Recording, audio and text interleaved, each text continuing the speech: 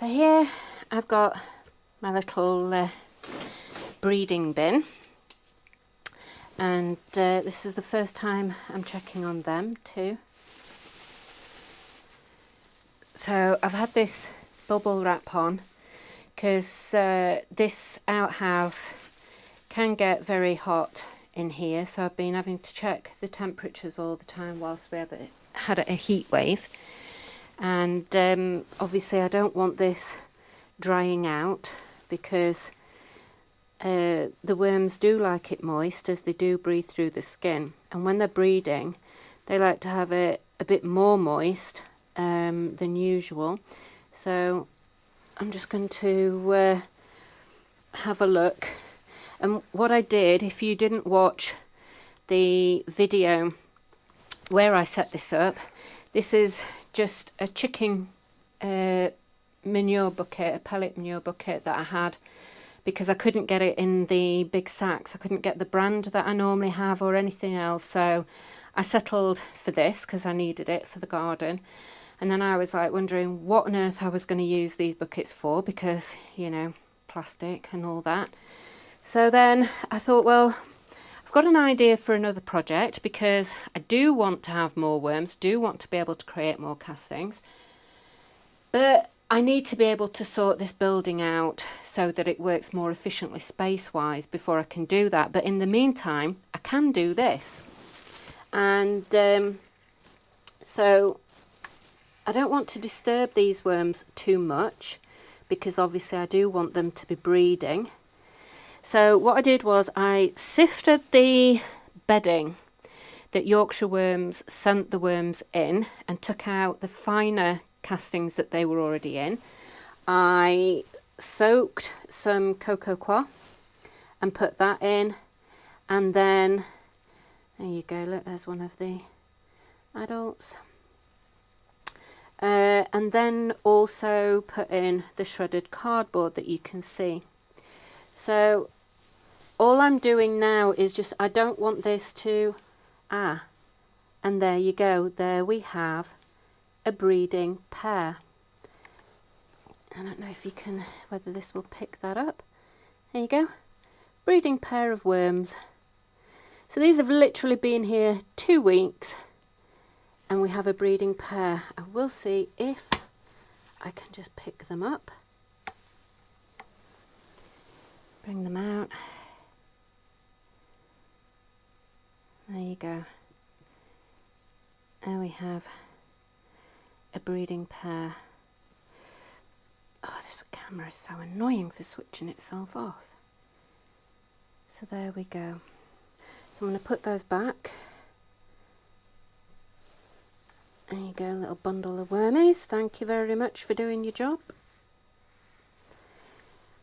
So there, and I just released 20 adults into here. These are tiger worms. That's what I specifically wanted to breed. So I am not going to disturb these any more than that, because as we can see they are breeding. What I want to do is feed them, but I've also got another problem, because this bucket is so small. I don't want to be attracting vermin into here, because that's a problem we do have with this building, is that mice can get into it. I don't want to be attracting compost mites and all the other things. So what I just did was the soup I just showed you that I was given to the others, I just used the cardboard to sop up all the juices from the bottom of that, and so I'm just putting that in there so that they've got some nutrients on that. And then I've sat down because my back is really hurting with this weather, and I have nerve damage from riding accidents and things, and my hips, because I've got degenerative joint disease. So that's some grit for them, which is probably far too much for 20 worms, but still it'll go in there. And then I'm just going to give them a tiny bit of this worm chow. on there as well, so that they've got something proper to eat, because they're obviously very happy in there, as we've seen. And just mix that down into there, and then they can come and go through that little pile as they want and cover them back up.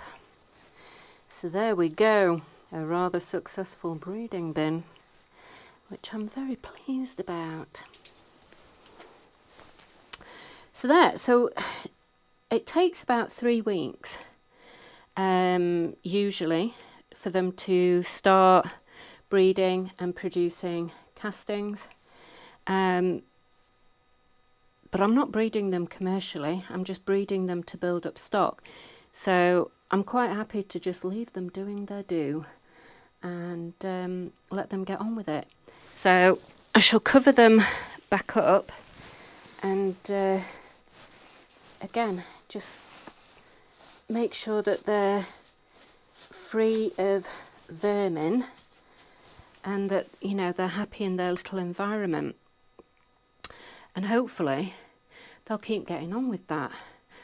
I'm a very happy worm owner, and not only that, but with the space in the tower, I mean, the reason that the others might not be breeding is because there's quite a big population in there and they feel they don't need to, but that doesn't mean that, you know, that they won't.